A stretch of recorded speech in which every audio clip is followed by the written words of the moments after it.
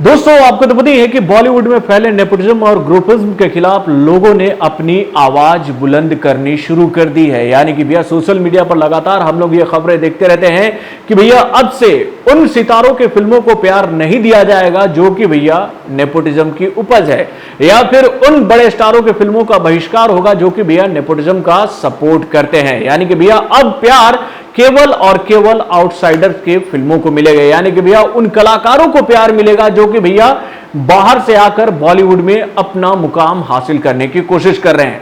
तो दोस्तों आज एक और आउटसाइडर की फिल्म आ चुकी है ओटीटी प्लेटफॉर्म यानी कि जी5 पर। तो आप समझ ही गए होंगे कि मैं किस फिल्म की बात कर रहा हूं और किस एक्टर की फिल्म की बात कर रहा हूं। तो दोस्तों मैं बात कर रहा हूं भाई बॉलीवुड के रियल कमांडो की आई हुई फिल्म यानी कि भैया यारा से। हेलो फ्रेंड्स, मैं हूं नरेंद्र और मैं आपके लिए लेकर आया हूं और एक खास रिव्यू जो कि जुड़े भैया बॉलीवुड के रियल एक्शन हीरो, बॉलीवुड के उभरते हुए सुपरस्टार यानी कि भैया बॉलीवुड के रियल कमांडो विद्युत जामवाल की आई हुई नई फिल्म यानी कि यारा से। तो दोस्तों इस रिव्यू को चालू करने से पहले मैं आपको बता दूं कि इस फिल्म को डायरेक्ट किसने किया है। तो भाई तुमसे ना हो पाएगा, आपको तो यह डायलॉग याद ही होगा। यानी कि भैया तिग्मांशु धूलिया ने इस डायलॉग से लोगों का दिल जिस तरीके से जीता था और उसके बाद उनकी फिल्में यानी कि भैया उनके डायरेक्शन में बनी हुई फिल्में जब सिनेमा घर में आती हैं तो लोगों का दिल किस तरीके से जीतती हैं। चाहे हम बात करें उनकी सुपर डुपर हिट फिल्म यानी कि भैया साहेब बीबी और गुलाम की, या फिर हम बात करें पान सिंह तोमर की। यानी कि भैया तिग्मांशु धूलिया का एक अलग ही जोनर है और वो अपनी जोनर में जब भी फिल्में बनाते हैं तो वो लोगों का दिल जीत कर जाते हैं। तो भाई तिग्मांशु धूलिया के डायरेक्शन में यह फिल्म बनी है यारा, जो कि चार दोस्तों की कहानी है। तो भैया ये चार दोस्त कौन है, चलिए पहले उनके नाम भी आपको बता दूं। तो दोस्तों दोस्त नंबर 1 यानी कि भाई फागुन। फागुन कौन है, तो भैया विद्युत जामवाल। उसके साथ मितवा यानी कि भैया अमित साध। उसके बाद रिजवान यानी कि भैया विजय वर्मा। उसके बाद बहादुर यानी कि भैया केन्नी वासु मात्रे। यानी कि भैया ये वो चार दोस्त हैं जिनके इर्द गिर्द पूरी फिल्म की कहानी आपको घूमती हुई नजर आएगी। यानी कि भैया इन्हीं चारों दोस्तों की कहानी है ये फिल्म, जो कि सिनेमा घर में नहीं देख पाओगे आप, भाई ओटीटी प्लेटफॉर्म यानी कि जी5 पर देख सकते हैं। और भाई इन लोगों में एक ऐसी लड़की की एंट्री होती है जिनके आने के बाद बहुत सारा चीज जो है वो उथल पुथल हो जाता है, यानी कि बहुत सारी चीजें इधर से उधर हो जाती हैं। तो भैया ये कौन है, तो भैया ये है श्रुति हसन यानी कि सुकन्या की एंट्री जब इन चारों दोस्तों के बीच में होती है तो भाई कहानी में बहुत सारे ट्विस्ट एंड टर्न आने लगते हैं। दोस्तों आपको तो पता ही है कि मैं अपने किसी भी रिव्यू में किसी भी फिल्म की कहानी को रिवील नहीं करता हूं और ऐसा ही मैं इस फिल्म के लिए भी करने वाला हूं। यानी कि यहां भी मैं आपको फिल्म की कहानी रिवील नहीं करूंगा और खास तौर पे इसलिए नहीं करूंगा क्योंकि भाई ये एक आउटसाइडर की फिल्म है और मैं चाहता हूं कि आप लोग इस फिल्म को जी5 पर जाकर देखें और उसके बाद में आप समीक्षा करें कि भाई ये फिल्म कैसी है। वैसे अगर आप मुझसे कहानी की बात पूछोगे कि भाई कहानी कैसी है, तो यहां पर मैं एक बात बोलना चाहूंगा तिग्मांशु धूलिया के लिए कि भाई साहब इस बार आपसे ना हो पाएगा। यानी कि भैया जो काम आपको नहीं आता है, यानी कि जो खेल आपको खेलना नहीं आता है, आपको वो खेल नहीं खेलना चाहिए। आपको बता दूं कि अगर फिल्म की कहानी को अगर आप समझने की कोशिश करोगे तो बचपन से हम लोगों ने एक बात सुन रखी है, क्योंकि भैया मेरा बिहार में भी घर है और बिहार से नेपाल का जो बॉर्डर है वो काफी सटा हुआ है और भाई नेपाल और बिहार के बीच में जो स्मगलिंग का एक जो धंधा काफी चलता था एक जमाने में, वो काफी बड़े लेवल पे था और वो धंधा जो था इतना फल फूल रहा था कि भैया इस धंधे की वजह से काफी लोग अच्छा खासा पैसा कमा रहे थे भाई स्मगलिंग के माध्यम से। और भाई उस वक्त ऐसा था कि भैया आपको अगर कोई बाहरी कंट्री का कोई सामान चाहिए सस्ते दामों पर तो भाई आप नेपाल से स्मगल करवा सकते थे। तो इसी वजह से उस वक्त नेपाल और बिहार में भाई स्मगलिंग का धंधा काफी चलता था और अभी भी कहा जाता है कि अभी भी चलता है, लेकिन उस लेवल पर नहीं चलता है जिस लेवल पर भाई 80 और 90 के दशक में चलता था।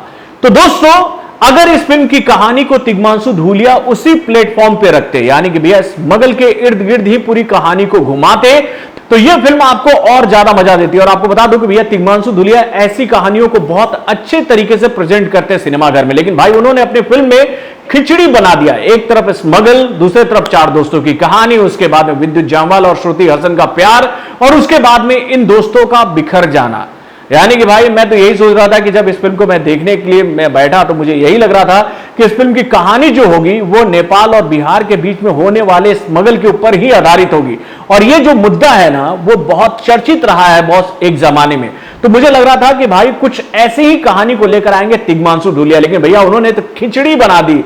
और खिचड़ी बनाने के बाद में उनके लिए मेरे मुंह से एक ही डायलॉग निकल सकता है कि आपसे इस बार ना हो पाया। तो चलिए ये तो बात होगी भैया फिल्म की कहानी की। अब हम लोग आते हैं इस फिल्म के एक्टिंग वाले पार्ट पे। तो भैया यहां पर एक बार फिर से विद्युत जामवाल ने अपनी एक्टिंग से दिल पूरी तरीके से जीता है। इसके बाद अगर मैं बात करूं तीनों कलाकारों की, यानी कि भैया अमित साध की, विजय वर्मा की और केन्नी वासुमात्रे की, तो भैया इनका जो प्लेटफॉर्म था वो उतना लंबा चौड़ा नहीं था। यानी कि बहुत ज्यादा कहानी जो है वो फागुन के किरदार के इर्द गिर्द ही घूम रही थी। तो इसीलिए हम लोगों को ज्यादा देखने को मिला भैया रोल किसका, तो भाई विद्युत जामवाल का। और भाई विद्युत जामवाल ने अपने एक्टिंग से वाकई में दिल जीतने की पूरी कोशिश की है। यहां पर अगर मैं बात करूं भैया एक्टिंग डिपार्टमेंट की, तो यहां पर थोड़ी सी कमजोर नजर आई भाई श्रुति हसन। यानी कि भैया श्रुति हसन पूरी फिल्म की सबसे कमजोर करी थी। यानी कि भैया एक तरफ फिल्म में खिचड़ी वाली कहानी और दूसरी तरफ श्रुति हसन का भैया वो इमोशनल अटैचमेंट, लव वाला ट्रैक, और उसके बाद में दोस्तों के बीच में जो एक क्लैश होता है उसका जो ट्रैक था वो ट्रैक बहुत ही अटपटा सा रहा और श्रुति हसन उसको जस्टिफाई भी ठीक से नहीं कर पाए। अब इसके बाद अगर हम लोग बात करें डायरेक्शन वाले पार्ट की, तो भैया डायरेक्शन वाले पार्ट में मैं तिग्मांशु सर को कुछ नहीं बोलूंगा। वो बहुत ही बेहतरीन डायरेक्टर हैं और बहुत ही अच्छे तरीके से अपने फिल्मों को बनाते हैं। लेकिन यहां पर भाई वो अपने जोनल से हटकर कहानी बना रहे थे, यानी कि वो कुछ नया करने की कोशिश कर रहे थे। इसी वजह से वो डायरेक्शन में कहीं ना कहीं चूक गए। यानी कि भैया वो स्क्रीन पर जो कैरेक्टर पोर्ट्रेट करना चाह रहे थे वो कैरेक्टर जो है वो ढंग से पोर्ट्रेट नहीं हो पाए।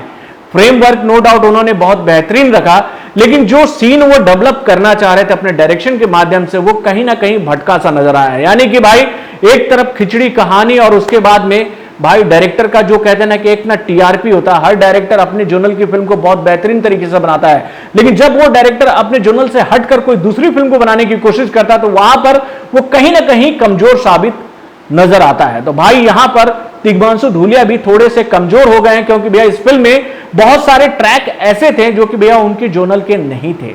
तो यही बात हम लोग कह सकते हैं बॉस इस फिल्म के लिए कि भैया फिल्म ठीक ठाक है, बोरिंग नहीं है, अच्छी है, एक मसाला मूवी हम लोग बोल सकते हैं। और इस फिल्म में अगर आप सोचोगे कि एक बेहतरीन कहानी आपको देखने को मिलेगी तो थोड़े से यहां पर आप मायूस होंगे कि भैया इस बार तिग्मांशु धूलिया ने कहानी को सही तरीके से नहीं रखा यार सबके सामने, यार थोड़ा सा अफसोस हो रहा है।